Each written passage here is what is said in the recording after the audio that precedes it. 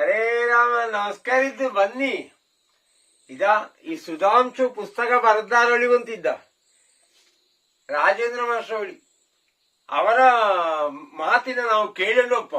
ಈ ಪುಸ್ತಕದಲ್ಲಿ ಒಳ ಎಂತೆಲ್ಲ ಇದ್ದು ಹೇಗೆಲ್ಲ ಇದ್ದವಳಿ ಎಲ್ಲವೂ ವಿವರವಾಗಿ ಹೇಳಿದ್ದವಳಿ. ಪುಸ್ತಕ ಸಿಕ್ಕದ್ದರೆ ಒಂದು ಕಾಪಿ ತಂದು ಓದಿ ಎಂಬುದು ಒಳ್ಳೇದು. ಇದರಲ್ಲಿ ಕಥೆಯೆಲ್ಲ ನಾನು ಮುಂದೆ ಕೆಲವು ವಿಡಿಯೋಲಿ ಹೇಳ್ತಾ ಇತ್ತ. ಅವರ ಭಾಷಣ ಕೇಳಲು ಅಪ್ಪ. ಪ್ರತಿಯೊಬ್ಬ ಲೇಖಕರ ಕಲರ್ ಫೋಟೋ ಮತ್ತು ಅವರ ಕಿರು ಪರಿಚಯ ಅವುಗಳನ್ನು ಸಂಗ್ರಹಿಸಿ ಎಲ್ಲವನ್ನು ಸೇರಿಸಿ ಒಂದು ಸಮಗ್ರವಾದ, ಸುಂದರವಾದ, ಸೊಗಸಾದ ಪುಸ್ತಕವನ್ನು ಸಿದ್ಧಪಡಿಸಿದ ಕೀರ್ತಿ ಪ್ರಧಾನ ಸಂಪಾದಕರಾಗಿ ಶ್ರೀಯುತ ರಾಜೇಂದ್ರ ಬಜಕೂಡ್ಲ ಅವರಿಗೆ ಸಲ್ಲಬೇಕಾಗಿದೆ. ಅವರ ಈ ಎಲ್ಲ ಕೆಲಸಗಳನ್ನು ಬಹಳ ಹತ್ತಿರದಿಂದ ಗಮನಿಸಿದವನು ನಾನು. ಕಳೆದ ಸುಮಾರು 13ರಿಂದ 15 ತಿಂಗಳುಗಳ ಕಾಲ ಸಾಮಾನ್ಯವಾಗಿ ದಿನಕ್ಕೊಂದು 15 ಗಂಟೆಯಾಗಿ ಅವರು ಕೆಲಸ ಮಾಡಿರ್ಬೋದು. ಒಂದು ಉದಾಹರಣೆಯನ್ನು ಹೇಳುವುದಾದ್ರೆ, ಒಂದು ಪ್ರೂಫ್ ರೀಡಿಂಗ್ ಒಂದು 15 ಬಾರಿ ಮಾಡಿರ್ಬೋದು. ಒಂದು 8 ಬಾರಿ ನಾನು ಮಾಡಿದ್ದೇನೆ. ಸಂಪಾದಕರು ಈ ಗ್ರಂಥದ ಮುನ್ನೋಟ ಅವಲೋಕನವನ್ನ ಈಗ ತಮ್ಮ ಮಾತುಗಳಲ್ಲಿ ಮಾಡಿ ಸಭೆಗೆ ತಿಳಿಸಬೇಕು ಅಂತ ರಾಜೇಂದ್ರ ಬಜಕೂಡ್ಲ ಅವರನ್ನ ಕೇಳಿಕೊಳ್ತಾ ಇದ್ದಾರೆ. ನಮ್ಮೆಲ್ಲರ ಪರವಾಗಿ ಆತ್ಮೀಯವಾದ ಸ್ವಾಗತವನ್ನು ಬಯಸ್ತಾರೆ.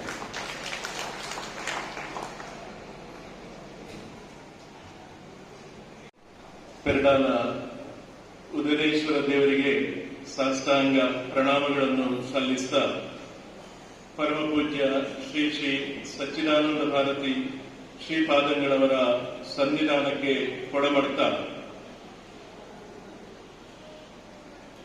ವೇದಿಕೆಯಲ್ಲಿರುವಂತಹ ಎಲ್ಲ ಗಣ್ಯರೇ, ಇಲ್ಲಿ ಒಟ್ಟು ಸೇರಿರುವಂತಹ ಎಲ್ಲ ಸಜ್ಜನ ಬಾಂಧವರೇ, ಬನವಿಸರ್ ಅವರ ಸುಪುತ್ರ ವಿನಯ, ಅವನಿಗೆ ಬಹಳ ಒಂದು ಮಹತ್ವಾಕಾಂಕ್ಷೆ ಇತ್ತು. ತಂದೆಯವರ ಸಾಧನೆಯ ಒಂದು ದಾಖಲಾತಿ ಆಗಬೇಕು ಅಂತ ಹೇಳಿ. ಹಾಗೆಯೇ ಆತನಿಗೆ ತಂದೆ ತಾಯಿಯರ ಬಗ್ಗೆ ಅಪಾರವಾದಂತಹ ಒಂದು ಪ್ರೇಮ, ಗೌರವ. ಅದಕ್ಕೆ ಆತನ ಪತ್ನಿ ಶ್ರೀಯಳು ಕೂಡ ಸಾಥಿಯಾಗಿದ್ದಾಳೆ. ಇದಕ್ಕೆ ಈ ಪುಸ್ತಕಕ್ಕೆ ಎಷ್ಟೇ ಖರ್ಚಾದರೂ ಪರವಾಗಿಲ್ಲ, ಅದು ಬಹಳ ಒಂದು ಉತ್ತಮ ಗ್ರಂಥವಾಗಿ ಮೂಡಿ ಬರಬೇಕು. ಸಮಾಜಕ್ಕೆ ಅವರ ಎಲ್ಲ ಕೊಟ್ರೆ, ಬನರಿಸರ್ ಅಂತ ಹೇಳಿದ್ರೆ ನನಗೆ ಬಹಳ ಪ್ರೀತಿ, ಗೌರವ, ವಿಶ್ವಾಸ. ಹಾಗಾಗಿ ಈ ಒಂದು ಬೃಹತ್ ಕಾರ್ಯಕ್ಕೆ ನಾನು ಯಾವುದೇ ಸಂಕೋಚ ಪಡದೆ ಮುನ್ನಡಿ ಇಟ್ಟೆ. ಆದರೆ ಕೆಲವು ಸವಾಲುಗಳಿತ್ತು. ನಾನು ಸಾಹಿತಿಯೇನಲ್ಲ, ಕೆಲವು ವೈಜ್ಞಾನಿಕ ಲೇಖನಗಳನ್ನು ಬರೆದಂತಹ ಒಂದು ಸೀಮಿತ ಅನುಭವ ಮಾತ್ರ ನನಗೆ ಇರುವಂತದ್ದು. ಆಮೇಲೆ ನಾನು ಬಾಲ್ಯದಿಂದಲೇ ನನಗೆ ಓದುವ ಒಂದು ಹವ್ಯಾಸ ಬೆಳೆದದ್ರಿಂದ ಆ ಒಂದು ಧೈರ್ಯದಿಂದ ಈ ಒಂದು ಬೃಹತ್ ಕಾರ್ಯಕ್ಕೆ ಒಪ್ಪಿಕೊಂಡೆ. ಮತ್ತೆ ಈ ಗ್ರಂಥವನ್ನು ಬರೆಯುವಾಗ ನನಗೆ ಪ್ರಯೋಜನವನ್ನು ಕೊಟ್ಟದ್ದೇನು ಅಂತ ಹೇಳಿದ್ರೆ, ಬನರಿಸರ್ ಮತ್ತು ನನಗೆ ಒಂದೆರಡು ಸಾಮ್ಯತೆಗಳಿತ್ತು. ಅವರು ಮೇರು ವ್ಯಕ್ತಿ, ಆದರೆ ಒಂದೆರಡು ಸಾಮ್ಯತೆ ಏನು ಅಂತ ಹೇಳಿದ್ರೆ, ಒಂದು ಪೆರ್ಲಾ ಶಾಲೆಯಲ್ಲಿ ನಾನು ಅವರ ವಿದ್ಯಾರ್ಥಿ. ಆಮೇಲೆ ಹಾಗಾಗಿ ನಾನು ಪೆರ್ಲದ ಒಂದು ಸುಮಾರು 100 ವರ್ಷಗಳ ಒಂದು ಇತಿಹಾಸ ಅದನ್ನು ನಾನು ಸಂಗ್ರಹಿಸಿದ್ದೆ. ಹಾಗಾಗಿ ಆ ಬಗ್ಗೆ ನನಗೆ ಪೆರ್ಲದ ಬಗ್ಗೆ ಸಾಕಷ್ಟು ಮಾಹಿತಿ ಇತ್ತು ಒಂದು. ಆಮೇಲೆ ಅಲ್ಲಿನ ಜನರ ಬಗ್ಗೆಯೂ ಕೂಡ ನನಗೆ ಸಾಕಷ್ಟು ಮಾಹಿತಿ, ಒಡನಾಟ ಉಂಟು. ನಂತರ ಸುಮಾರು 7-8 ವರ್ಷಗಳ ಕಾಲ ನಾನು ಪೆರ್ಲ ಶಾಲೆಯಲ್ಲಿ ಅವರ ಸಹೋದ್ಯೋಗಿಯಾಗಿಯೂ ಇದ್ದೆ. ಹಾಗಾಗಿ ಅದರ ಒಂದಿಗೆ ನಾನು ಕೂಡ ವಿಜ್ಞಾನ ಅಧ್ಯಾಪಕನು. ಅವರು ಇಂಗ್ಲಿಷ್ ಮತ್ತು ವಿಜ್ಞಾನ ಪಾಠ ಮಾಡ್ತಾ ಇದ್ದ ಹಾಗೆ ನಾನು ಕೂಡ ವಿಜ್ಞಾನ ಮತ್ತು ಇಂಗ್ಲಿಷ್ ಪಾಠ ಪೆರ್ಲ ಪ್ರೌಢಶಾಲೆಯಲ್ಲಿ ಮಾಡ್ತಾ ಇದ್ದೆ. ಆ ಒಂದು ಸಾಮ್ಯತೆಯೂ ಕೂಡ ಇತ್ತು. ಹಾಗೆ ಅವರು ನಿವೃತ್ತರಾದರೂ ಕೂಡ ನನಗೆ ಅವರ ಒಡನಾಟ ಅದು ಮುಂದುವರಿಯುತ್ತಾ ಬಂತು. ಹಾಗಾಗಿ ಆ ಒಂದು ಧೈರ್ಯದಿಂದಾಗಿ ಈ ಒಂದು ಗ್ರಂಥವನ್ನು ಬರೆಯಲಿಕ್ಕೆ ನನಗೆ ಬಹುಶಃ ಸಾಧ್ಯವಾಯಿತು ಅಂತ ಹೇಳಿ ಭಾವಿಸ್ತೇನೆ. ನಂತರ ಇನ್ನು ಕೆಲವು ದೊಡ್ಡ ಸವಾಲುಗಳು ಏನು ಅಂತ ಹೇಳಿದ್ರೆ, ಅದರಲ್ಲಿ ನನಗೆ ಬನಾರಸ್ ಸರ್ ಅವರ ಒಂದು ಚರಿತ್ರೆಯನ್ನು ದಾಖಲಾತಿ ಮಾಡಬೇಕಾಗಿತ್ತು. ಆ ದಾಖಲಾತಿ ಮಾಡುವುದು ಅಂತ ಹೇಳಿದ್ರೆ, ಅವರಿಗೆ ಈಗ ಪ್ರಾಯ ಆಯಿತು. ಅವರ ಚರಿತ್ರೆಯನ್ನು ನಾನು ಬರೆಯುವುದು ಅಂತ ಹೇಳಿದ್ರೆ ಅಷ್ಟು ಸುಲಭದ ಮಾತಲ್ಲ. ಅವರಿದ್ದ ಕಾಲಕ್ಕೆ ನಾನು ಹೋಗಿ ಅದನ್ನು ಬರಿಬೇಕಾದಂಥದ್ದು ಅದೊಂದು ದೊಡ್ಡ ಸವಾಲಾಗಿತ್ತು. ಹಾಗೆ ಅವರು ಈಗ ಈ 83ನೇ ವರ್ಷ ಪ್ರಾಯ ಅವರಿಗೆ. ಹಾಗಾಗಿ ಅವರಿಗೆ ಕೆಲವು ವಿಚಾರಗಳು ಮರೆತು ಹೋಗಿರ್ತದೆ. ಆಮೇಲೆ ಅವರಿಗೆ ಕೇಳುವ ಸಮಸ್ಯೆ, ಅವರು ಹೇಳಿದ್ದು ನನಗೆ ಕೇಳದೇ ಇದ್ದ ಸಮಸ್ಯೆ, ಮತ್ತೆ ನಮ್ಮ ವಿಚಾರಗಳು ಮಾತನಾಡ್ತಾ ಎಲ್ಲಿಗೋ ಹೋಗುವಂತದ್ದು. ಈ ರೀತಿಯ ಸಮಸ್ಯೆಗಳನ್ನೆಲ್ಲ ಹೇಗೋ ಎದುರಿಸ್ತಾ ನಾನು ಅವರ ಜೀವನ ಚರಿತ್ರೆಯನ್ನು ದಾಖಲು ಮಾಡಲಿಕ್ಕೆ ಪ್ರಯತ್ನ ಪಟ್ಟೆ. ಆಮೇಲೆ ಅವರು ಇನ್ನೊಂದು ಕಥೆಗಳನ್ನು ಅವರು ಇಂಗ್ಲಿಷಿನಿಂದ ಕನ್ನಡಕ್ಕೆ ಭಾಷಾಂತರ ಮಾಡ್ತಾ ಇದ್ರು. ಬಹಳ ಚೆನ್ನಾಗಿ ಭಾಷಾಂತರ ಮಾಡ್ತಾ ಇದ್ರು. ಆದರೆ ಅವರು ಸುಮಾರು 40-45 ವರ್ಷಗಳ ಹಿಂದೆ ಬರೆದದ್ದು. ಅದು ಅವರ ಕೈ ಬರಹದ ಪುಸ್ತಕಗಳಲ್ಲೆಲ್ಲ ಅದು ಮಾಸಿ ಹೋಗಿತ್ತು ಆ ಕಥೆಗಳು. ಆ ನಂತರ ಕೆಲವು ಪ್ರಿಂಟ್ ಆಗಿದ್ರು ಕೂಡ ಅದೆಲ್ಲ ಒರಡೆ ತಿಂದು ಹೋಗ್ತಾ ಇತ್ತು. ಈ ರೀತಿಯ ಕೆಲವು ಸಮಸ್ಯೆಗಳಿತ್ತು.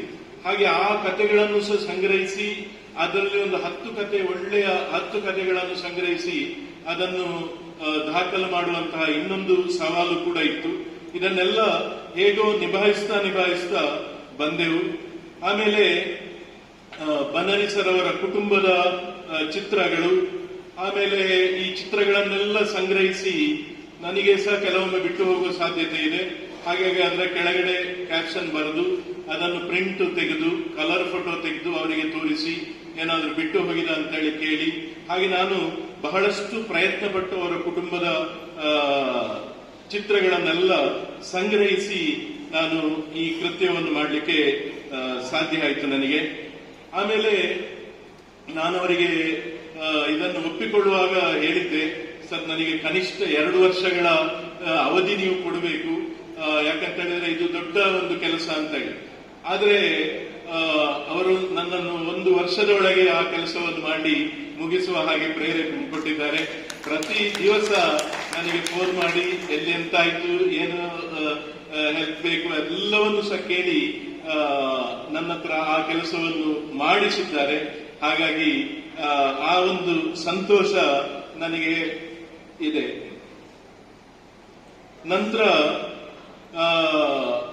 ಅವರು ನನ್ನಿಂದಲೂ ಹೆಚ್ಚು ಟೆನ್ಷನ್ ಅವರೇ ಮಾಡ್ತಾ ಇದ್ರು. ಹಾಗಾಗಿ ಸರ್ ನೀವು ಟೆನ್ಷನ್ ಮಾಡಬೇಕು, ನಾನೆಲ್ಲ ಕೆಲಸ ಮಾಡ್ತೇನೆ ಅಂತ ಹೇಳಿದ್ರು ಕೂಡ ಅವರಿಗೆ ಅದು ಪ್ರತಿನಿತ್ಯ ಆಯ್ತಾ ರಾಜೇಂದ್ರ ಏನಾಯ್ತು ಅಂತೇಳಿ ಅವರಿಗೆ ಕೇಳ್ತಾ ಬೇಕು ನನ್ನ ಹತ್ರ. ಹಾಗೆ ಅದರಿಂದ ನನ್ನ ಟೆನ್ಷನ್ ಕಡಿಮೆ ಆಯ್ತು, ಪಾಪ ಅವರ ಟೆನ್ಷನ್ ಹೆಚ್ಚು ಮಾಡಿಕೊಂಡ್ರು ಅವರು. ಕೊನೆಗೆ ಒಮ್ಮೆ ಆಸ್ಪತ್ರೆಗೂ ಸೇರಬೇಕಾಗಿ ಬಂತು. ಡಾಕ್ಟರ್ ಜಯದೇವ ಕಂಗಿಲ ಅವರಿಗೆ ಬೇಕಾದ ಸಾಂತ್ವನವನ್ನು ಕೊಟ್ಟು ಸರಿ ಮಾಡಿದ್ರು. ಅದು ನನಗೆ ಬಹಳ ಒಂದು ಸಂತೋಷದ ವಿಚಾರ. ಆಮೇಲೆ ಇದರ ಈ ಗ್ರಂಥದ ಪ್ರೂಫ್ ರೀಡಿಂಗ್ ಅದು ಕೂಡ ಅಷ್ಟು ಸುಲಭದ ಕೆಲಸ ಆಗಿರಲಿಲ್ಲ. ಹಾಗೆ ಒಮ್ಮೆ ಫಸ್ಟ್ನದ್ದನ್ನು ನಾನು ಮಾಡಿದೆ. ಆದರೆ ಮತ್ತೆ ಇದಕ್ಕೆ ಬೇಕಾಗಿ ನಾನು 2 ಬಾರಿ ಬೆಂಗಳೂರಿಗೆ ಹೋಗಿದ್ದೇನೆ. ಈ ಒಂದು ಪುಸ್ತಕದ ಪ್ರಿಂಟಿಂಗ್ ಮಾಡುವಂತಹ ಹೊಣೆ ನಮ್ಮ ಪೆರ್ಲ ಶಾಲೆಯಲ್ಲಿ ಅಧ್ಯಾಪಕರಾಗಿದ್ದು ಬನಾರಸ್ ಸರ್ ಅವರ ಸಹೋದ್ಯೋಗಿ ಆಗಿದ್ದಂತಹ ಜಿ ಶಂಕರ ಭಟ್ ಅವರ ಸುಪುತ್ರ ಉದಯ ಕೃಷ್ಣ ಜಿ ಅವರು, ನಮ್ಮ ಈಗ ನಿರೂಪಣೆ ಮಾಡ್ತಾ ಇರುವಂತಹ ಉದಯ ಕೃಷ್ಣ ಅವರು ನನಗೆ ಇದಕ್ಕೆ ಪ್ರಿಂಟಿಂಗಿಗೆ ದೊರಕಿದ್ದು ನನ್ನ ಭಾಗ್ಯ ಅಂತೇಳಿ ಭಾವಿಸ್ತೇನೆ. ಹಾಗೆ ನಾನು 2 ಬಾರಿ ಬೆಂಗಳೂರಿಗೆ ಹೋಗಿ 1 ಬಾರಿ ಕಥೆಗಳನ್ನೆಲ್ಲ ನಾವು ಕೂತು ಸರಿಪಡಿಸಿದೆವು. ಆಮೇಲೆ 2ನೇ ಬಾರಿ ಹೋದದ್ರಲ್ಲಿ ಪ್ರೂಫ್ ರೀಡಿಂಗ್ ನಾವು 2 ಬಾರಿ ಪ್ರೂಫ್ ರೀಡಿಂಗ್ ನೋಡಿದೆವು. ನಾನು ಪುನಃ ಬಂದು ಮನೆಯಲ್ಲಿ ಪ್ರೂಫ್ ರೀಡಿಂಗ್ ಮಾಡಿದೆ. ಆಮೇಲೆ ಅವರು ವಾಪಸ್ ಪ್ರೂಫ್ ರೀಡಿಂಗ್ ಮಾಡಿದ್ರು. ಆದಷ್ಟು ತಪ್ಪುಗಳನ್ನು ತಿದ್ದಿ ಸರಿಪಡಲಿಕ್ಕೆ ನೋಡಿದ್ದೇವೆ. ಹಾಗೆಂತೇಳಿ 1-2 ತಪ್ಪುಗಳು ಉಳಿದಿರಬಹುದು, ಮಾನವ ಸಹಜವಾದ ತಪ್ಪುಗಳು ಉಳಿದಿರಬಹುದು. ನಂತರ ನನಗೆ ಒಂದು ವಿಚಾರ ನಾನು ಹೇಳಲೇಬೇಕು. ನಮ್ಮ ಉದಯಣ್ಣನ ಮನೆಯಲ್ಲಿ ನನಗೆ ನಿಜವಾಗಿ ಒಂದು ರಾಜಾತಿಥ್ಯವೇ ಸಿಕ್ಕಿದೆ. ಅವರ ಧರ್ಮಪತ್ನಿ ಉಷಾ ಅವರು ಪ್ರತಿ ದಿವಸ ನಮಗೆ ಬೇರೆ ಬೇರೆ ರೀತಿಯ ತಿಂಡಿಗಳನ್ನು ಮಾಡ್ತಾ ಇದ್ರು. ಅವರ ದೋಸೆ ಅಂತ ಹೇಳಿದ್ರೆ ನನಗೆ ಈಗಲೂ ಬಾಯಲ್ಲಿ ನೀರು ಇರುತ್ತದೆ. ಅಷ್ಟು ತೆಳ್ಳಗೆ ಆಗಿ ಯಾವುದೇ ದೋಸೆ ಆಗಿದೆ, ಅದು ತೆಳ್ಳವಾದ್ರೂ ಉಳಿದ ಯಾವುದೇ ದೋಸೆ ಆದ್ರೆ ಅಷ್ಟು ತೆಳ್ಳಗೆ ಬಹಳ ಒಂದು ಚೆನ್ನಾಗಿ ಅದನ್ನು ಮಾಡಿ ಅಷ್ಟು ಪ್ರೀತಿಯಿಂದ ನಮ್ಮನ್ನು ನೋಡಿಕೊಂಡಿದ್ದಾರೆ. ಅದೊಂದು ಅವಿಸ್ಮರಣೀಯವಾದ ಅನುಭವ ಅಲ್ಲಿ. ನಂತರ ಈ ಗ್ರಂಥದಲ್ಲಿ ತಪ್ಪುಗಳು ಅನೇಕ ಬಂದಿರಬಹುದು. ಆದರೆ ನಾನು ನಿಮ್ಮೆಲ್ಲರ ಹತ್ರ ಸಹ ಒಂದು ಕೇಳಿಕೊಳ್ಳುವಂತ ವಿಚಾರ ಏನು ಅಂತ ಹೇಳಿದ್ರೆ, ಇನ್ನೊಂದು ಗ್ರಂಥವನ್ನು ಮಾಡುವಂತಹ ಸಾಹಸಕ್ಕೆ ನಾನು ಹೋಗುವುದಿಲ್ಲ. ಹಾಗಾಗಿ ತಪ್ಪುಗಳನ್ನು ಪುನಃ ಅದರಲ್ಲೇನು ತಪ್ಪುಗಳುಂಟು ಅಂತ ಹೇಳಿ ತಿಳ್ಕೊಳ್ಳುವ ಒಂದು ಕುತೂಹಲವು ನನಗಿಲ್ಲ. ಆದರೆ ಇದರಲ್ಲಿ ಉತ್ತಮ ಅಂಶಗಳು ಯಾವುದೆಲ್ಲ ಅದನ್ನು ತಿಳ್ಕೊಳ್ಳುವಂತಹ ಒಂದು ಕುತೂಹಲ ನನಗುಂಟು. ಹಾಗಾಗಿ ನಾನು ನಿಮ್ಮೆಲ್ಲರಲ್ಲಿ ಕೇಳಿಕೊಳ್ಳುವುದೇನು ಅಂತ ಹೇಳಿದ್ರೆ, ಅದರಲ್ಲಿದ್ದ ಉತ್ತಮ ಅಂಶಗಳು ಏನು ನಿಮಗೆ ಕಂಡಿದೆ ಅದನ್ನು ದಯವಿಟ್ಟು ನನಗೆ ತಿಳಿಸಿ, ಅದರ ಸಕಾರಾತ್ಮಕ ಅಂಶಗಳನ್ನು ತಿಳಿಸಿ ಅಂತ ಹೇಳಿ ಕೇಳಿಕೊಳ್ತಾ ಇದ್ದೇನೆ. ಯಾಕಂದ್ರೆ ಅದು ಇದ್ದದ್ರಲ್ಲಿ ಸುಲಭದ ಕೆಲಸ. ಉತ್ತಮ ಅಂಶಗಳನ್ನು ಕಂಡುಹುಡುಕುವಂತ ಒಂದು ಸುಲಭದ ಕೆಲಸ. ಹಾಗಾಗಿ ಸುಲಭದ ಕೆಲಸವನ್ನು ನನಗೆ ನೀವು ಪಟ್ಟಿ ಮಾಡಿ ಅದರ ಕಳಿಸಿಕೊಡಬೇಕು ಅಂತ ಹೇಳಿ ಕೇಳಿಕೊಳ್ತಾ ಇದ್ದೇನೆ. ಆಮೇಲೆ ಈ ಪುಸ್ತಕದ ಗಾತ್ರವನ್ನು ಕುಗ್ಗಿಸಲಿಕ್ಕೆ ಲೇಖನಗಳನ್ನು ಸ್ವಲ್ಪ ಕಟ್ ಮಾಡುವ ಅಂತ ಸಲಹೆಗಳು ಬಂತು. ಆದರೆ ನನಗದು ತುಂಬಾ ಅದರಲ್ಲಿ ಕಟ್ ಮಾಡಲಿಕ್ಕೆ ನನಗೆ ಸರಿ ಕಾಣಲಿಲ್ಲ. ಯಾಕೆಂತ ಹೇಳಿದ್ರೆ ಎಲ್ಲರೂ ಕೂಡ ಬನಾರಿ ಸರ್ ಅವರ ಬಗ್ಗೆ ಒಂದು ಪ್ರೀತಿ ವಿಶ್ವಾಸದಿಂದ ಬರೆದಂತಹ ಲೇಖನಗಳು. ಆ ಪ್ರೀತಿ ವಿಶ್ವಾಸವನ್ನು ನಾನು ಹೇಗೆ ಕಟ್ ಮಾಡುವುದು ಎನ್ನುವಂತ ಒಂದು ಸಮಸ್ಯೆ ನನಗೆ ಬಂತು. ಆದ್ರೆ ಅದರಲ್ಲಿ ಕೆಲವು ಪುನರಾವರ್ತನೆಗಳಿದ್ರೆ, ವಿಷಯಾಂತರ ಆಗಿದ್ರೆ ಅದನ್ನೆಲ್ಲ ಸರಿಪಡಿಸಿದ್ದೇನೆ. ಆಮೇಲೆ ಕೆಲವು ಬೆಂಗಳೂರು ಕನ್ನಡದಲ್ಲಿ ಕೂಡ ಉಂಟು. ಹಾಗೆ ಅದನ್ನು ನಾನು ನಮ್ಮ ಊರಿನ ಭಾಷೆಗೆ ಕನ್ವರ್ಟ್ ಮಾಡಲಿಕ್ಕೆ, ಬದಲಾವಣೆ ಮಾಡಲಿಕ್ಕೆ ಹೋಗಲಿಲ್ಲ. ನಂತರ ಇದರಲ್ಲಿ ನನ್ನಿಂದ ಎಷ್ಟು ಸಾಧ್ಯ ಉಂಟೋ ನಾನು ಅಷ್ಟು ದುಡಿದಿದ್ದೇನೆ. ಮೈ ಬೆಸ್ಟ್, ಅದು ದಿ ಬೆಸ್ಟ್ ಅಂತೇಳಿ ನಾನು ಯಾವತ್ತೂ ಹೇಳುವುದಿಲ್ಲ. ಮೈ ಬೆಸ್ಟ್, ನನ್ನಿಂದ ಸಾಧ್ಯ ಇರುವಂತಹ ರೀತಿಯಲ್ಲಿ ಪ್ರಾಮಾಣಿಕವಾಗಿ ನಾನು ದುಡಿದಿದ್ದೇನೆ. ಆಮೇಲೆ ಅವರ ವಂಶಾವಳಿಯನ್ನು ಮಾಡುವಂತಹ ಒಂದು ಸಂದರ್ಭದಲ್ಲಿ ಅವರು ಬನಾರಿ ಸರ್ ಅದನ್ನೆಲ್ಲ ಬರೆದು ಕೊಟ್ಟರು ಏನೋ, ಆದ್ರೆ ಅದು ನನಗೇನು ಅರ್ಥ ಆಗ್ತಾ ಇರಲಿಲ್ಲ. ಹಾಗಾಗಿ ನನ್ನ ಆತ್ಮೀಯರು, ನನ್ನ ಸಂಬಂಧಿಕರಾದಂತಹ ಮುರಳೀಧರ ಕಾಸರಗೋಡು ಅವರಲ್ಲಿ ನಾನು ಕೇಳಿಕೊಂಡೆ. ಅವರು ಅದನ್ನೆಲ್ಲ ಓದಿ ಅದನ್ನು ಬೇಕಾದ ಹಾಗೆ ಅದನ್ನು ಸರಿಪಡಿಸಿ ನನಗೆ ಕೊಟ್ಟರು. ಮುರಳೀಧರ ಕಾಸರಗೋಡು ಅವರು ನಮ್ಮ ಈ ಕರ್ನಾಟಕದವರೇ ಒಂದು ಕಾಲದಲ್ಲಿ, ಈಗ ಕಾಸರಗೋಡಿನಲ್ಲಿ ನೆಲೆ ನಿಂತಿದ್ದಾರೆ. ಹಾಗೆ ಅವರ ಒಂದು ಪ್ರಯತ್ನವೂ ಅದರಲ್ಲಿ ಉಂಟು. ನಂತರ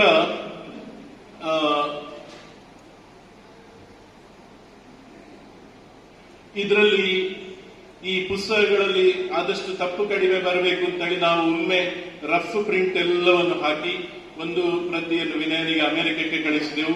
ಆಮೇಲೆ ಒಂದು ಪ್ರತಿಯನ್ನು ಬನಾರಿ ಮಾಷಿಗೆ ಕೊಟ್ಟೆವು. ಹಾಗೆ ಕೊಟ್ಟು ಅದರಲ್ಲಿ ಯಾವುದಾದ್ರೂ ತಿದ್ದುಪಡಿಗಳಿದ್ದರೆ ಮಾಡಿ ಅಂತೇಳಿ ಅವರಿಗೆ ಸಾಕಷ್ಟು ಸಮಯ ಕೊಟ್ಟು ಆಮೇಲೆ ಅದನ್ನು ಪ್ರಿಂಟ್ ಹಾಕಿದ್ದು. ಆಮೇಲೆ ನನಗೆ ಇನ್ನೊಂದು ಸಮಸ್ಯೆ ಏನು ಅಂತ ಹೇಳಿದ್ರೆ, ಪ್ರತಿಯೊಂದು ವಿಚಾರವನ್ನು ಕೂಡ ನಾನು ಬನಾರಿ ಸರ್ ಅವರಿಗೆ ತಿಳಿಸಿಯೇ, ನಾನು ಏನು ಅವರ ಜೀವನ ಚರಿತ್ರೆ ಬರೆದಿದ್ದೇನೆ ಅದನ್ನೆಲ್ಲ ಅವರಿಗೆ ತಿಳಿಸಿಯೇ ನಾನು ಆಮೇಲೆ ಮುಂದುವರೆದದ್ದು. ಆದರೆ ನನಗೆ ಅವರ ಬಗ್ಗೆ ಒಂದು ಲೇಖನ ಬರಿಬೇಕಾಗಿತ್ತು, ನಾನು ಒಂದು ಲೇಖನ ಬರಿಬೇಕಾಗಿತ್ತು, ನನಗೆ ಸಂಪಾದಕೀಯ ಬರಿಬೇಕಾಗಿತ್ತು. ಇದನ್ನೆಲ್ಲ ಅವರ ಹತ್ರ ಹೇಳ್ತಾ ಕೂತ್ರೆ ಅದು ಉಳಿದ ಕೆಲಸ ಆಗಲಿಲ್ಲ, ಅದಾಗ್ಲಿಲ್ಲ, ಇದಾಗ್ಲಿಲ್ಲ ಅಂತ ಹೇಳ್ತಾರೆ. ಹಾಗೆ ನಾನು ಏನ್ ಮಾಡಿದೆ ಅಂತ ಹೇಳಿದ್ರೆ, ಒಂದು 15 ದಿವಸ ಅವರಲ್ಲಿ ರಜೆ ತಗೊಂಡದ್ದು ಹೇಗೆ ಅಂತ ಹೇಳಿದ್ರೆ, ಸರ್ ನನಗೆ ಸ್ವಲ್ಪ ಜ್ವರ ಬರ್ತಾ ಉಂಟು, ಸ್ವಲ್ಪ ಶೀತ ಕೆಮ್ಮೆಲ್ಲ ಉಂಟು, ನನಗೆ ನಿತ್ರಾಣ ಜಾಸ್ತಿ ಆಗ್ತದೆ, ಹಾಗೆ ನಾನು ಸ್ವಲ್ಪ ದಿವಸ ವಿಶ್ರಾಂತಿಯಲ್ಲಿ ಇರ್ತೇನೆ ಅಂತ ಹೇಳಿ ಅವರನ್ನು ಹೇಗೆ ಒಪ್ಪಿಸಿ ಮತ್ತೆ ನನ್ನ ಲೇಖನವನ್ನು ಸಂಪಾದಕೀಯ ಬರ್ತೇವೆ. ಅದನ್ನು ಅವರಿಗೆ ಮಾತ್ರ ತೋರಿಸಲಿಲ್ಲ, ಅದನ್ನು ಅವರು ಮತ್ತೆ ನೋಡಿದ್ರು ಆ ರೀತಿ. ನಂತರ ಈ ಗ್ರಂಥದ ಬಗ್ಗೆ ಹೇಳೋದಿದ್ರೆ, ಇದು ಅಭಿನಂದನಾ ಗ್ರಂಥ ಮತ್ತು ಅಭಿನಂದನಾ ಪುಸ್ತಕ ಅಂತ ಹೇಳುವಾಗ ವ್ಯತ್ಯಾಸ ಉಂಟು. ಪುಸ್ತಕ ಅಂತ ಹೇಳಿದ್ರೆ ಅದು ಒಂದು ಸಣ್ಣದು, ಒಂದು 40ರಿಂದ 120 ಪೇಜ್ ಇರಬಹುದು. ಆದ್ರೆ ಒಂದು ಅಭಿನಂದನಾ ಗ್ರಂಥ ಅಂತ ಹೇಳುವಾಗ ಅದು ಸುಮಾರು 400ರಿಂದ 600 ಪೇಜು ಆಗ್ತದೆ. ಹಾಗಾಗಿ ಈ ಪುಸ್ತಕ ದೊಡ್ಡದಾಯಿತು ಎನ್ನುವಂತಹ ಒಂದು ಕೆಲವರಿಗೆ ಮನಸ್ಸಿನಲ್ಲಿ ಇರ್ಲಿಕ್ಕೂ ಸಾಕು. ಆದ್ರೆ ಇದು ಇಷ್ಟು ದಾಖಲಾತಿ ಮಾಡುವಾಗ ಅಷ್ಟು ದೊಡ್ಡದು ಆಗಿಯೇ ಆಯಿತು. ಮತ್ತೆ ಗ್ರಂಥಗಳು ಅಂತ ಹೇಳುವಾಗ ಭಗವದ್ಗೀತೆ ಇರಬಹುದು, ರಾಮಾಯಣ ಮಹಾಭಾರತಗಳಿರಬಹುದು, ಅದು ಎಷ್ಟೇ ದೊಡ್ಡದಿದ್ರೂ ಕೂಡ ಓದುವ ಮನಸ್ಸಿದ್ದವರು ಓದಿಯೇ ಓದ್ತಾರೆ.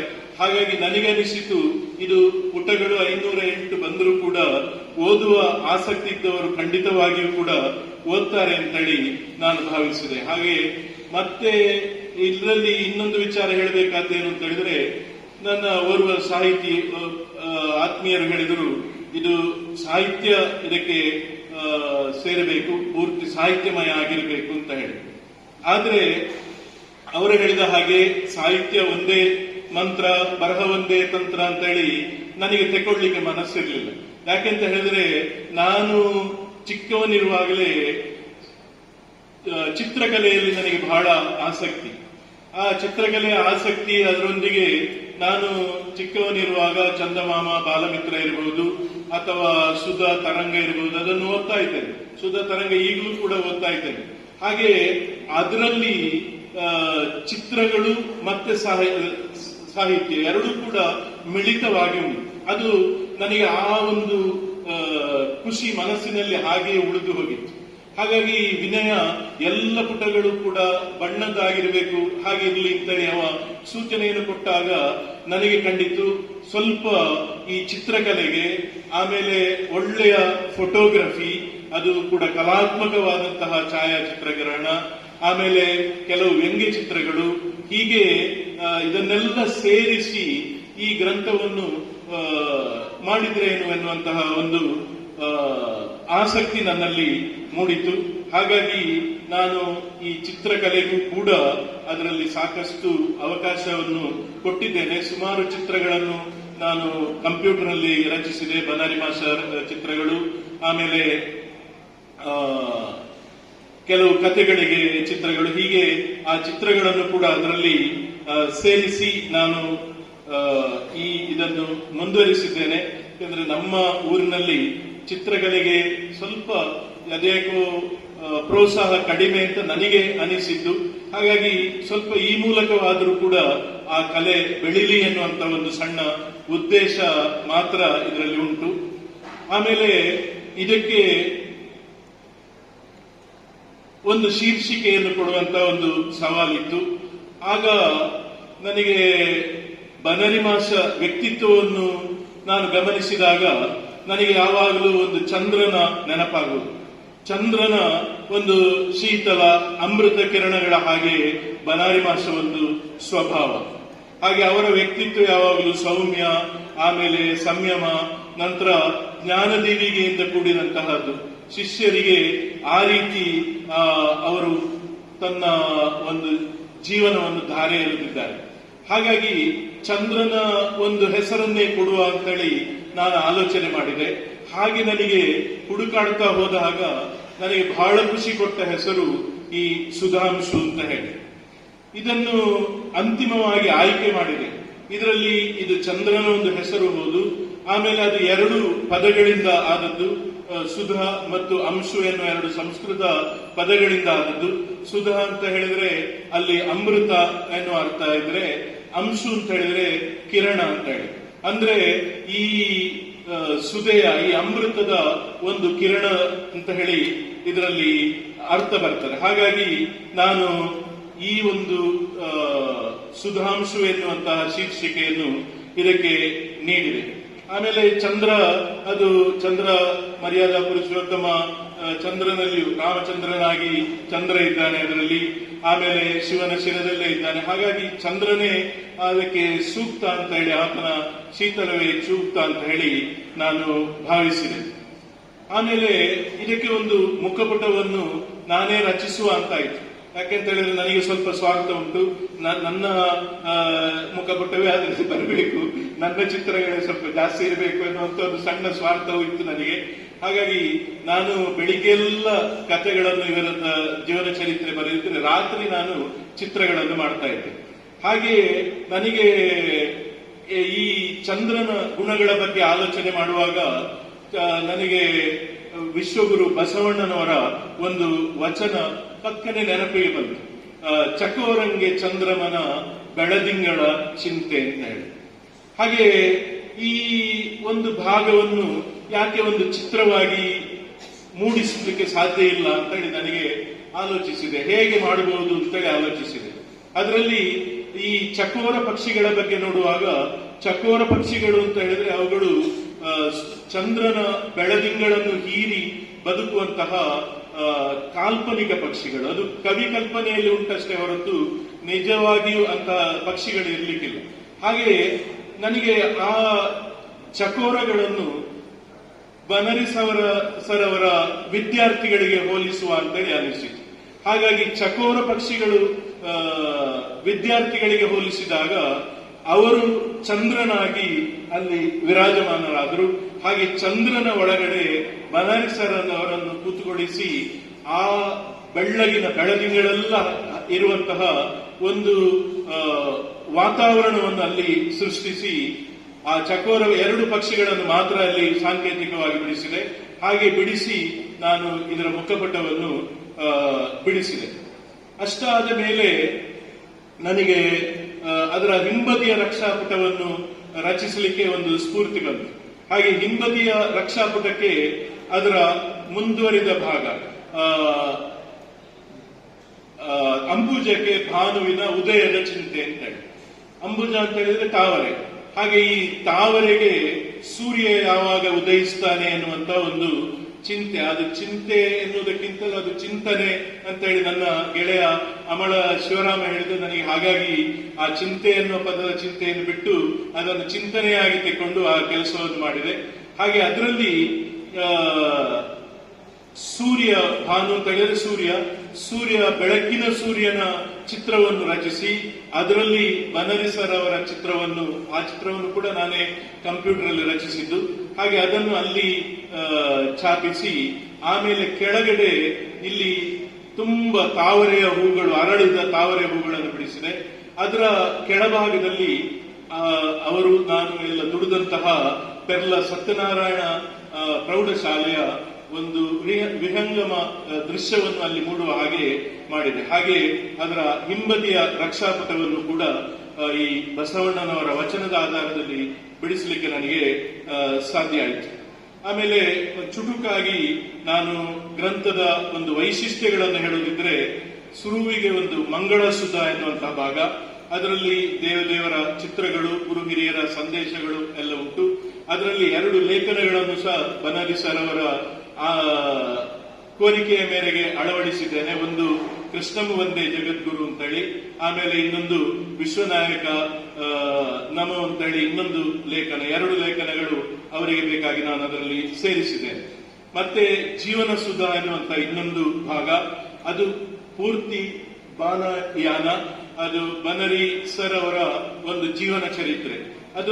ಅದನ್ನು ಪೂರ್ತಿ ನಾನೇ ಬರೆದದ್ದು, ಆಖ್ಯಾನ ರೂಪದಲ್ಲಿ ನಾನು ಬರೆದದ್ದು. ಆದ್ರೆ ಅವರ ವಿಚಾರಗಳನ್ನು ಅಲ್ಲಿ ನಾನು ಅಂತ ಹೇಳಿದ್ರೆ ಅದು ರಾಜೇಂದ್ರ ಅಲ್ಲ, ಅಲ್ಲಿ ನಾನು ಅಂತ ಹೇಳಿದ್ರೆ ಬನರಿ ಸರ್. ಹಾಗೆ ಅವರ ಎಲ್ಲ ವಿಚಾರಗಳು ಆ ಜೀವನ ಸುಧದಲ್ಲಿ ಅದನ್ನು ಬೇರೆ ಬೇರೆ ವಿಭಾಗ ಮಾಡಿ ಅದು ಓದುಗರಿಗೆ ಒಂದು ನಿರಾಸೆ ಆಗದ ಹಾಗೆ ಅದನ್ನು ವಿಭಾಗ ಮಾಡಿ ಬರೆದಿದ್ದೇನೆ. ಆಮೇಲೆ ನನಗೆ ಒಂದು ಕುತೂಹಲ ಬಹಳ ವರ್ಷದಿಂದಲೇ ಇತ್ತು. ಯಾಕಂತ ಹೇಳಿದ್ರೆ ಬನರಿ ಸರ್ ಅವರು ಯಾವ ಒಬ್ಬ ವಿದ್ಯಾರ್ಥಿಗೂ ಕೂಡ ಬಡದದ್ದಿಲ್ಲ, ಮನಸ್ಸಿಗೆ ನೋವಾಗುವಂತಹ ಮಾತು ಹೇಳಿದ್ದಿಲ್ಲ. ಆ ರೀತಿ ಅಷ್ಟ ಪ್ರೀತಿ ಮತ್ತು ವಿಶ್ವಾಸದಿಂದ ಅವರು ಶಿಕ್ಷೆ ಇಲ್ಲದೆ ಶಿಕ್ಷಣವನ್ನು ಸಾಧಿಸಿದಂತ ಒಬ್ಬ ಅಪೂರ್ವ ವ್ಯಕ್ತಿ. ಹಾಗಾಗಿ ಅದನ್ನು ಹೇಗೆ ಅವರು ಸಾಧಿಸಿದ್ರು ಅಂತ ಹೇಳಿ ತಿಳ್ಕೊಳ್ಳುವ ಕುತೂಹಲದಿಂದ ಅದನ್ನೆಲ್ಲ ದಾಖಲು ಮಾಡಿ ರಸ ನಿಮಿಷಗಳ ಇಂಚರ ಎನ್ನುವಂತ ಒಂದು ಲೇಖನವನ್ನು ಬರೆದೆ. ಅದು ಮಾತ್ರ ನಾನು ಹೇಳಿದ ಹಾಗೆ ಉಂಟು, ಬದರಿ ಸರ್ ಅವರ ಮಾತಲ್ಲಲ್ಲ, ನನ್ನ ಮಾತಿನಲ್ಲಿ ಉಂಟು. ಅದರಲ್ಲಿ ಅವರು ಅದನ್ನು ಹೇಗೆ ಸಾಧಿಸಿದ್ರು ಎನ್ನುವುದನ್ನು, ಅದು ನಿಜವಾಗಿಯೂ ಕೂಡ ಈಗಿನ ಶಿಕ್ಷಕರಿಗೆ ಅಥವಾ ಮುಂದಿನ ಶಿಕ್ಷಕರಿಗೆ ಅದು ಖಂಡಿತವಾಗಿಯೂ ಪ್ರಯೋಜನಕ್ಕೆ ಬಂದಿತ್ತು ಅಂತೇಳಿ ಭಾವಿಸ್ತೇನೆ. ಆಮೇಲೆ ಅದರಲ್ಲಿ ಪೆರ್ಲ ಪಂಡಿತರ ಸಪ್ತತಿಯ ಅಭಿನಂದನಾ ಕಾರ್ಯಕ್ರಮದಲ್ಲಿ ಅವರು ಕಾರ್ಯದರ್ಶಿಯಾಗಿ ಅದ್ಭುತವಾಗಿ ಪೆರ್ಲದಲ್ಲಿ ಆ ಒಂದು ಕಾರ್ಯಕ್ರಮವನ್ನು ಮಾಡಿದ್ರು, ಅದರ ವಿವರಗಳು, ಹೀಗೆ ಕೆಲವಾರು ಲೇಖನಗಳು. ಆಮೇಲೆ ಅವರು ಅಮೆರಿಕಕ್ಕೆ ಹೋದರು, ಅದು 8 ಬಾರಿ ಅಮೆರಿಕಕ್ಕೆ ಹೋಗಿದ್ದಾರೆ. ಹಾಗೆ ಆ ಅಮೆರಿಕದ ಒಂದು ದರ್ಶನ ಅದನ್ನು ಓದಿದಾಗ ಸಿಗುವ ಹಾಗೆ ಅದನ್ನು ಕೂಡ ದಾಖಲಾತಿ ಮಾಡಿದ್ದೇನೆ. ನಂತರದ 3ನೇ ವಿಭಾಗ ಚಿಂತನ ಸುಧಾ ಅಂತೇಳಿ ನಮ್ಮ ಕುಂಡಿಕಾಯಿ ನಾರಾಯಣ ಭಟ್ ಅವರ ಒಂದು ಉತ್ತಮ ಅಧ್ಯಯನ ಪೂರ್ಣ ಚಿಂತನ ಪ್ರೇರಕ ವಿಚಾರಧಾರೆಗಳಿಂದ ಸೇರಿದಂತಹ ಒಂದು ಲೇಖನ ಉಂಟು. ನಂತರ ಸನ್ಮಿತ್ರ ಸುಧಾ, ಬನರಿ ಸರ್ ಅವರ ಸಹೋದ್ಯೋಗಿಗಳು, ಹಿತೈಷಿಗಳು ಎಲ್ಲ ಸೇರಿ ಬರೆದಂತಹ ಲೇಖನಗಳ ಗುಚ್ಛ ಅದರಲ್ಲಿದೆ. ಆಮೇಲೆ ವಿದ್ಯಾಸುಧಾ ಎನ್ನುವುದು ಅವರ ವಿದ್ಯಾರ್ಥಿಗಳು ಅವರ ಬಗ್ಗೆ ಬರೆದಂತಹ ಲೇಖನಗಳನ್ನು ಒಳಗೊಂಡಿದೆ. ನಂತರ ಕುಟುಂಬ ಸುಧಾ, ಅದರಲ್ಲಿ ಅವರ ಕುಟುಂಬದ ಅವರ ಸಂಬಂಧಿಕರು ಬರೆದಂತಹ ಲೇಖನಗಳನ್ನು ಒಳಗೊಂಡಿದೆ. ಆಮೇಲೆ ಅದರಲ್ಲಿ ಇನ್ನೊಂದು ಕಥಾಸುಧಾ, ನಾನು ಆಗಲೇ ಹೇಳಿದ ಹಾಗೆ ಅವರು ಬರೀತಾ ಇದ್ದ ಕಥೆಗಳು, ಅದು 10 ಕಥೆಗಳನ್ನು ಅದರಲ್ಲಿ ಜೋಡಿಸಿದ್ದೇವೆ. ಒಂದು ವಿಚಾರ ಏನು ಅಂತ ಹೇಳಿದ್ರೆ, ಇದರಲ್ಲಿ ಬನರಿ ಸರ್ ಅವರು ಬರೀತಾ ಇದ್ದಂತ ಒಂದು ಈ ಓ ಹೆನ್ರಿ ಎನ್ನುವಂತ ಒಬ್ಬ ಕಥೆಗಾರನ ಒಂದು ಶೈಲಿ ಉಂಟು, abrupt beginning and surprise ending ಅಂತ ಹೇಳಿ. ಆ ರೀತಿ ಅದನ್ನು ಅವರು ಬರೆದಿದ್ದಾರೆ, ಆ ಕಥೆಗಳು ಅದರಲ್ಲಿ ಉಂಟು. ಆಮೇಲೆ ಕೊನೆಯದರಲ್ಲಿ ವಿನಯ ಸುಧಾ ಮತ್ತು ಭವಿಷ್ಯದ ಪ್ರಭಾವ ಎನ್ನುವಂತಹ ಭಾಗ ಇದೆ. ಅದರಲ್ಲಿ ಆತನ ಚಿಂತನಾ ಲಹರಿಯನ್ನು ಸೇರಿಸಿದೆ. ಆಮೇಲೆ ಇದರಲ್ಲಿ ಇರುವಂತಹ ಕೆಲವು ಆಕರ್ಷಣೆಗಳು ಏನು ಅಂತ ಹೇಳಿದ್ರೆ, ಅದಕ್ಕೆ ಆ ಸಾಹಿತ್ಯಕ್ಕೆ ಪೂರಕವಾದ ಚಿತ್ರಗಳುಂಟು, ಕಥೆಗಳಿಗೆ ರಂಗುರಂಗಾದಂತಹ ದೃಷ್ಟಾಂತ ಚಿತ್ರಗಳುಂಟು, ವ್ಯಂಗ್ಯ ಚಿತ್ರಗಳುಂಟು. ಈ ರೀತಿ ಅದನ್ನೆಲ್ಲ ಸೇರಿಸಿದ್ದೇನೆ. ನಂತರ ಒಬ್ಬ ವ್ಯಕ್ತಿ ಅದನ್ನು ನೋಡಿದರೆ ಕೊನೆಯವರೆಗೂ ಓದುತ್ತಾ ಹೋಗುವ ಅಂತೇಳಿ ಅವನಿಗೆ ಕಾಣಬೇಕು, ಆ ರೀತಿ ಅದನ್ನು ಸಂಯೋಜನೆ ಮಾಡಿದ್ದೇವೆ. ಇದರಲ್ಲಿ ಇನ್ನು ಕೊನೆಯದಾಗಿ ನನಗೆ ಇದರೊಟ್ಟಿಗೆ ಸಹಕರಿಸಿದವರ ವಿಚಾರವನ್ನು 1-2 ನಿಮಿಷದಲ್ಲಿ ಹೇಳಿ ಮಾತು ಮುಗಿಸ್ತೇನೆ. ಇದರಲ್ಲಿ ದಿವ್ಯ ಸಂದೇಶವನ್ನು ಬರೆದಂತಹ ಎಲ್ಲರಿಗೂ ಕೂಡ ಕೃತಜ್ಞತೆಗಳನ್ನು ಸೂಚಿಸ್ತೇನೆ. ಆಮೇಲೆ ನನಗೆ ಸಲಹೆ ಸೂಚನೆಗಳನ್ನು ಕೊಟ್ಟು ಇದನ್ನು ಚಂದಗೊಳಿಸಿದಂತಹ ಡಾಕ್ಟರ್ ಬೇಸಿ ಗೋಪಾಲಕೃಷ್ಣ ಭಟ್ ಅವರು ನನ್ನ ಒಂದಿಗೆ ನಿಂತು ಅನೇಕ ಸಲಹೆಗಳನ್ನು ಕೊಟ್ಟು ಈ ಕಾರ್ಯವನ್ನು ಮಾಡಲಿಕ್ಕೆ ಪ್ರೋತ್ಸಾಹವನ್ನು ಕೊಟ್ಟಿದ್ದಾರೆ. ಹಾಗೆಯೇ ಡ್ಯಾಪರ್ ಕ್ರಿಯೇಷನ್ಸ್ ನ ಉದಯ ಕೃಷ್ಣ ಜಿ ಅವರು ಚಿತ್ರಕಲೆಯಲ್ಲಿ, ಫೋಟೋಗ್ರಫಿಯಲ್ಲಿ ಎಲ್ಲದರಲ್ಲಿಯೂ ಕೂಡ ಅನುಭವ ಸಂಪನ್ನರು. ಹಾಗಾಗಿ ಅವರ ಎಲ್ಲ ಅನುಭವವನ್ನು ಈ ಪುಸ್ತಕದಲ್ಲಿ ಅವರು ಧಾರೆ ಎರೆದಿದ್ದಾರೆ. ಆಮೇಲೆ ಈ ಸಾಹಿತ್ಯವನ್ನು ಬರೀತಾ ಇರುವಾಗ ನನಗೆ ಅನೇಕ ಸಂಶಯಗಳು ಬರ್ತಾ ಇತ್ತು. ಆ ಸಂಶಯಗಳನ್ನು ನಾನು ಕೇಳ್ತಾ ಇದ್ದದ್ದು, ಅದಕ್ಕೆ ಪರಿಹಾರವನ್ನು ಕಂಡುಹುಡುಕಲಿಕ್ಕೆ ನಾನು ನನ್ನ ಗೆಳೆಯನಾದ ಅಮಳ ಶಿವರಾಮನಲ್ಲಿ ಕೇಳ್ತಾ ಇದ್ದೆ. ಆತ ಅದನ್ನು ಕೂಲಂಕಷವಾಗಿ ವಿಮರ್ಶಿಸಿ ನನಗೆ ಅದರ ಲೋಪದೋಷಗಳನ್ನು ಸರಿಪಡಿಸಿಕೊಟ್ಟಿದ್ದಾನೆ. ಅಮಳ ಶಿವರಾಮ ನಾವು ಡಿಗ್ರಿಯಲ್ಲಿ ಒಟ್ಟಿಗೆ ಓದಿದವರು. ಆದ್ರೆ ಆಮೇಲೆ ಅವನು ಡಿಗ್ರಿ ಬಿಟ್ಟ ಮೇಲೆ ಸಂಸ್ಕೃತವನ್ನು ಸಾಕಷ್ಟು ಅಧ್ಯಯನ ಮಾಡಿ ಸಂಸ್ಕೃತದಲ್ಲಿ ಬಹಳಷ್ಟು ಒಂದು ಗರಿಮೆಯನ್ನು ಪಡೆದಿದ್ದಾನೆ. ಹಾಗಾಗಿ ಆತನ ಎಲ್ಲ ಪ್ರಯೋಜನವನ್ನು ನಾನು ಪಡೆದು ಈ ಗ್ರಂಥದಲ್ಲಿ ಸೇರಿಸಿದ್ದೇನೆ. ಹಾಗಾಗಿ ನಾನು ಎಲ್ಲರಿಗೂ ಕೂಡ ಆಭಾರವನ್ನು ಈ ಸಂದರ್ಭದಲ್ಲಿ ವ್ಯಕ್ತಪಡಿಸ್ತಾ ಇದ್ದೇನೆ. ಆಮೇಲೆ ಇದರಲ್ಲಿ ಚಿತ್ರ ಬಿಡಿಸಿದಂತಹ ಸ್ವಲ್ಪ ಚಿತ್ರ ನಾನು ಬಿಡಿಸಿದ್ದೇನೆ. ಆಮೇಲೆ ನಾನು ಗುರುತಿಸಬೇಕಾದ ವ್ಯಕ್ತಿ ನನ್ನ ವಿದ್ಯಾರ್ಥಿಯು, ಬನಾರಿ ಸರ್ ಅವರ ವಿದ್ಯಾರ್ಥಿಯಾದ ವೇಣುಗೋಪಾಲ ವಿಜ್ಜಿ. ಈ ವೇಣುಗೋಪಾಲ ಆತ ಈಗ ಬೆಂಗಳೂರಿನಲ್ಲಿ ನೆಲೆ ನಿಂತಿದ್ದಾನೆ. ಆತ ಸಾಂದರ್ಭಿಕ ಕಥೆಗಳು, ಅದಕ್ಕೆ ಬಹಳ ಚೆನ್ನದಾದಂತಹ ಕೆಲವು ಚಿತ್ರಗಳನ್ನು ರಚಿಸಿಕೊಟ್ಟಿದ್ದಾನೆ. ಬನಾರಿ ಸರ್ ಅವರ ಒಂದು ಚಿತ್ರವನ್ನು ಬಿಡಿಸಿದ್ದಾನೆ. ನಾನು ಬಹಳ ಗೌರವದಿಂದ ಅವನ ಬಗ್ಗೆ ಹೇಳ್ತಾ ಇರೋದು ಏನು ಅಂತ ಹೇಳಿದ್ರೆ, ಆತ ನಮ್ಮ ಗೌರವಾನ್ವಿತ ರಾಷ್ಟ್ರಪತಿಗಳಿಂದ ರಾಷ್ಟ್ರ ಪ್ರಶಸ್ತಿಯನ್ನು ಕೂಡ ಪಡೆದಿದ್ದಾನೆ. ಲಲಿತ ಕಲೆಗಳಿಗೆ ಸಲ್ಲಿಸುವಂತಹ ಒಂದು ರಾಷ್ಟ್ರ ಪ್ರಶಸ್ತಿ ಅವನಿಗೆ ದೊರಕಿದೆ ಅನ್ನೋದು ಬಹಳ ಅಭಿಮಾನಪೂರ್ವಕವಾಗಿ ಹೇಳ್ತಾ ಇದ್ದೇನೆ. ಆ ನಂತರ ನಮ್ಮ ಆತ್ಮೀಯರಾದ ವೆಂಕಟ್ ಭಟ್ ಎಡನೀರು ಅವರು ಇದರಲ್ಲಿ ತುಂಬಾ ಚಿತ್ರಗಳನ್ನು, ವ್ಯಂಗ್ಯ ಚಿತ್ರಗಳನ್ನು ಬಿಡಿಸಿ ಕೊಟ್ಟಿದ್ದಾರೆ, ಕಥೆಗಳಿಗೆ ಅನುಗುಣವಾದ್ದು. ಆಮೇಲೆ ಅವರಿಂದಾಗಿ ನನಗೆ ರಘುಪತಿ ಶೃಂಗೇರಿ ಅವರ ಪರಿಚಯ ಆಯಿತು. ಆ ರಘುಪತಿ ಶೃಂಗೇರಿ ಅವರು ವಿಶ್ವವಾಣಿಯಲ್ಲಿ ಫನ್ ತರಂಗ ಅನ್ನುವಂತ ಒಂದು ಕಾಲಂನಲ್ಲಿ ವ್ಯಂಗ್ಯ ಚಿತ್ರ ಮಾಡ್ತಾ ಇದ್ದಾರೆ. ಬಹಳ ಒಳ್ಳೆಯ ಕಲಾವಿದ. ಹಾಗೆ ಅವರು ಕೂಡ ಇದರಲ್ಲಿ ವ್ಯಂಗ್ಯ ಚಿತ್ರಗಳನ್ನು ಬಿಡಿಸಿದ್ದಾರೆ. ಆಮೇಲೆ ಈಗಾಗಲೇ ನನ್ನ ಆತ್ಮೀಯರಾದ ಉದಯ ಕೃಷ್ಣ ಜಿ ಅವರು ಚಿತ್ರ ಬಿಡಿಸಿದ್ದಾರೆ.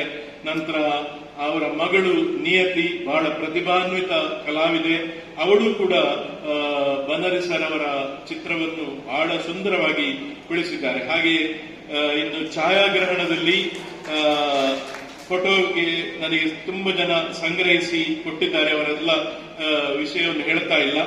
ಆಮೇಲೆ ವಂಶವೃಕ್ಷವನ್ನು ಈಗಾಗಲೇ ನಾನು ಹೇಳಿದೆ, ಮುರಳೀಧರ ಕಾಸರಗೋಡು ಅವರು ನೀಡಿದ್ದಾರೆ. ಆಮೇಲೆ ನನಗೆ ಚಿತ್ರಗಳನ್ನು ಸ್ಕ್ಯಾನ್ ಮಾಡಿ ಎಲ್ಲ ಕೊಟ್ಟಂತಹ ವಿನು ಸ್ಟುಡಿಯೋ, ಆಮೇಲೆ ಸಂದೀಪ್, ನಂತರ ಅದರ ಜೆರಾಕ್ಸ್ ಪ್ರಿಂಟಿಂಗ್ ಎಲ್ಲವನ್ನು ಮಾಡಿ ಅದರಲ್ಲಿ ಅದನ್ನು ಬೇಕಾದ ಹಾಗೆ ನನಗೆ ಸಹಕಾರ ಕೊಟ್ಟವನು ನನ್ನ ಕ್ಲಾಸ್ಮೇಟ್ ರಘುನಾಥ. ಹಾಗೆ ಭಗವತಿ ಸ್ಟೇಷನರಿ ಅಂತವನಿಗೆ ಬೆಲ್ಲದಲ್ಲಿ ಇದೆ. ಈಗ ಇವರೆಲ್ಲರ ಒಂದು ಸಹಕಾರ, ಕೆಲವರು ನನಗೆ ಮರೆತು ಹೋಗಿರಬಹುದು, ಹಾಗೆ ಎಲ್ಲರ ಒಂದು ಸಹಕಾರದಿಂದ ಈ ಪುಸ್ತಕ ನನಗೆ ಬಿಡಿಸಲಿಕ್ಕೆ ಸಾಧ್ಯ ಆಯಿತು. ಇನ್ನೂ ಸಹ ನನಗೆ ಹೇಳಬೇಕಾದ ವಿಚಾರಗಳಿರಬಹುದು, ಆದರೆ ನಾನು ಸಮಯದ ಅಭಾವ, ಆಮೇಲೆ ಸ್ವಾಮೀಜಿಯವರಿಗೆ ಇನ್ನ ಅವರ ಗುರುತರವಾದ ಬೇರೆ ಕಾರ್ಯಗಳು ಸಹ ಇದೆ. ಹಾಗಾಗಿ ನನಗೆ ಸಹಕಾರ ಕೊಟ್ಟಂತಹ ಎಲ್ಲರನ್ನೂ ಕೂಡ ಕೃತಜ್ಞತಾಪೂರ್ವಕವಾಗಿ ಸ್ಮರಿಸ್ತಾ, ನನಗೆ ಅವಕಾಶವನ್ನು ಕೊಟ್ಟ ಬನರಿ ಕುಟುಂಬಕ್ಕೆ ತುಂಬು ಹೃದಯದ ಆಭಾರವನ್ನು ವ್ಯಕ್ತಪಡಿಸ್ತಾ ವಿರಮಿಸ್ತೇನೆ. ನಮಸ್ಕಾರ. ಇದನ್ನು ಸಿದ್ಧಪಡಿಸುವಲ್ಲಿ ಶ್ರೀ ರಾಜೇಂದ್ರ ಅವರು ವಹಿಸಿರುವಂತಹ ಈ ಹರ್ಕ್ಯುಲಿಯನ್ ಟಾಸ್ಕ್, ಇದರಲ್ಲಿ ಅವರು ಸಂಪೂರ್ಣ ಯಶಸ್ವಿಯಾಗಿದ್ದಾರೆ ಅನ್ನೋದು ಇನ್ನು ಕೆಲವೇ ಕ್ಷಣಗಳಲ್ಲಿ ನಿಮ್ಮ ಗಮನಕ್ಕೆ ಬರಲಿಕ್ಕಿದೆ. ಹೆಂಗಾಯ್ತು ಹೆಂಗಲ್ಲ ರಾಜೇಂದ್ರ ಮಾಸ್ಟರ್ ಮಾತಾಡಿದ್ದು? ಎಷ್ಟು ಕಷ್ಟ ಆದಿಕೊಂಡು ಹಿಂಗ ಅಂದಾಜತ್ತದೆ ಅವರ ಮಾತು ಕೇಳಾಗ. ಅಂತೂ ಚಂದಾಗ ಬರದವು ಅವರ ಸುಮಾರು ಚಿತ್ರ ಅದು ಇದೆಲ್ಲ ಇದ್ದು ಈ ಪುಸ್ತಕದಲ್ಲಿ ಆತ ಕಾಮ ಹರೇ ರಾಮ.